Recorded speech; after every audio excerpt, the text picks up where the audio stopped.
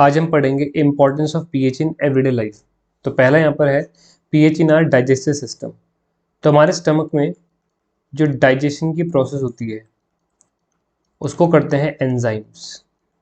ठीक है, एंजाइम्स मतलब कि एंजाइम्स का काम होता है कॉम्प्लेक्स सब्सटेंस को सिंपलर में तोड़ना, जैसे कि प्रोटीन को अमीनो एसिड में तोड़ना, स्टार्च को ग्लूकोज में तोड़ना।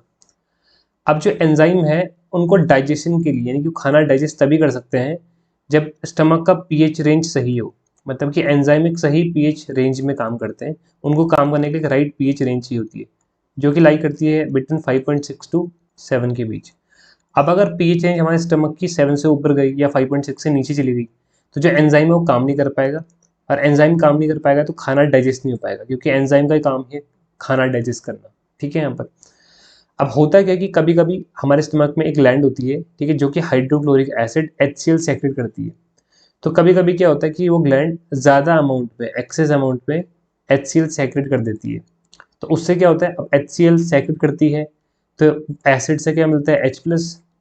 तो अब अगर H+ ज़्यादा सेक्रेट होगा, यानी कि एसिड ज़्यादा हो जाएगा, तो एसिड का पीएच क्या होता है, कम होता है ना 7 से। तो क्या होगा, हमारे जो स्टमक है उसका पीएच नीचे गिर जाएगा, यानी कि कम हो जाएगा। तो हमारे स्टमक का पीएच 5.6 से गिर के नीचे यहाँ पर 5.4 या 5.1 कम हो जाएगा, मतलब इस रेंज से आउट हो जाएगा पीएच। तो ऐसे में क्या होगा, जब पीएच हमारे स्टमक का पीएच कम हो जाएगा ज़्यादा एसिड की वजह से, ठीक है, तो उस कंडीशन में क्या होगा कि जब पीएच रेंज जो चाहिए था एंजाइम को वो नहीं मिल पा रहा है उसको, जिसमें उसको काम करना था, तो एंजाइम काम नहीं कर पाएगा। एंजाइम काम नहीं कर पाएगा तो डाइजेशन नहीं हो पाएगा, खाना नहीं पच पाएगा, तो क्या होगा, इनडाइजेशन की प्रॉब्लम हो जाएगी। ठीक है, तो एसिडिटी बढ़ने की वजह से हमारे स्टमक में एसिड बढ़ने की वजह से, यानी कि पीएच बिगड़ने की वजह से जो इनडाइजेशन होता है, ठीक है, यहाँ पर उसे हम क्या कहते हैं, एसिडिटी कहते हैं। ठीक है, क्या कहते हैं, एसिडिटी। ठीक है, और एसिडिटी को ठीक करने के लिए हम क्या करते हैं, कुछ चीज़ें यूज़ करते हैं, कुछ केमिकल्स, कुछ दवाई यूज़ करते हैं, जिन्हें हम कहते हैं एंटासिड्स। ठीक है, तो अगला यहाँ पर हम पे यही है, व्हाट इज एंटासिड्स। ठीक है, ये इंपॉर्टेंट है, एग्जाम में आ भी चुका काफ़ी बार। तो एंटासिड्स क्या होते हैं, केमिकल्स और substance which are use to cure acidity. ठीक है, ऐसे सब्सटेंस जो कि एसिडिटी ठीक करने के लिए हम लेते हैं, उन्हें हम क्या कहते हैं, एंटासिड्स कहते हैं। ऐसे मेडिसिन, ऐसे केमिकल, जैसे कि इसका एग्जाम्पल है मिल्क ऑफ मैग्नीशिया।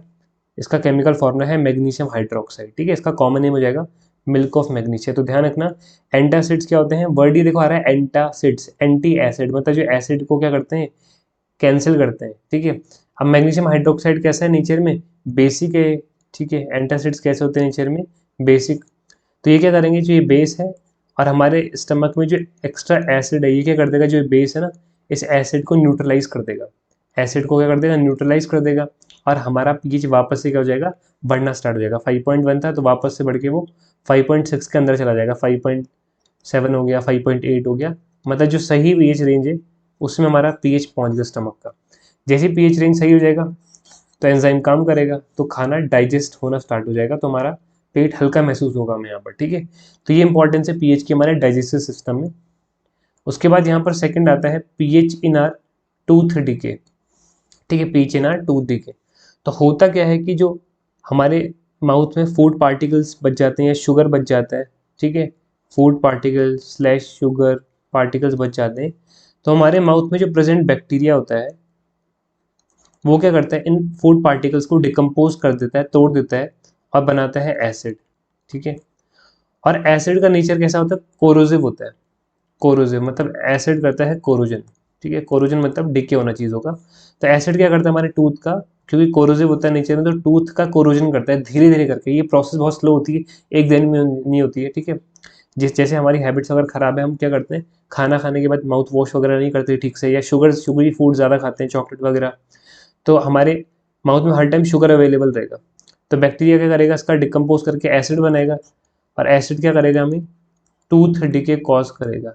ठीक है, टूथ डिके क्या करेगा, कॉज करेगा। ठीक है, ये एक दिन की प्रोसेस नहीं, जैसे मैंने कहा over the period of time, लंबे टाइम तक अगर आप ऐसी हैबिट अनहेल्दी रखते हैं तो टूथ डिके होता है। ठीक है, तो सेकंड हो गया pH in are tooth decay.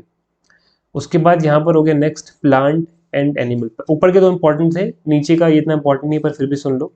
Plants and animal are sensitive to pH change. अब होता क्या है कि प्लांट और एनिमल्स क्या होती है, पीएच के लिए काफ़ी सेंसिटिव होते हैं। प्लांट्स को ग्रो करने के लिए एक राइट पीएच चाहिए होता है। ठीक है, प्लांट्स को अगर ग्रो करना है तो उनको एक राइट पीएच रेंज चाहिए होती है। ठीक है, अगर पीएच रेंज उसके अंडर नहीं पड़ती है तो प्लांट ग्रो नहीं कर पाएगा। इसी वजह से क्या होता है, जो फार्मर होते हैं, ठीक है, वो खेती करने से पहले, एग्रीकल्चर करने से पहले क्या करते हैं, वो अपने सॉइल का पीएच टेस्ट करा लेते हैं। पीएच टेस्ट कि कहीं हमारी जो पीएच है यहाँ पर सॉइल की वो बहुत ज़्यादा कम तो नहीं है, बहुत ज़्यादा तो नहीं है, मतलब हमारी सॉइल बहुत ज़्यादा एसिडिक तो नहीं है या बहुत ज़्यादा बेसिक तो नहीं है। अगर बहुत ज़्यादा एसिडिक या बहुत ज़्यादा बेसिक है तो उसमें प्लांट ग्रो नहीं कर पाएगा, है ना। बीज डालेंगे लेकिन प्लांट ग्रो नहीं कर पाएगा, इसलिए पहले क्या करेंगे, चेक करेंगे सॉइल एसिडिक या बेसिक तो नहीं है। और अगर बहुत ज़्यादा एसिडिक या बेसिक आई तो उनको राइट केमिकल से ट्रीट करके, राइट केमिकल ट्रीटमेंट से क्या करेंगे, उसका पीएच को ठीक करेंगे। उसके बाद ही उसमें क्या करेंगे, खेती करेंगे, ठीक है। तो ये था आपका importance of pH in everyday life.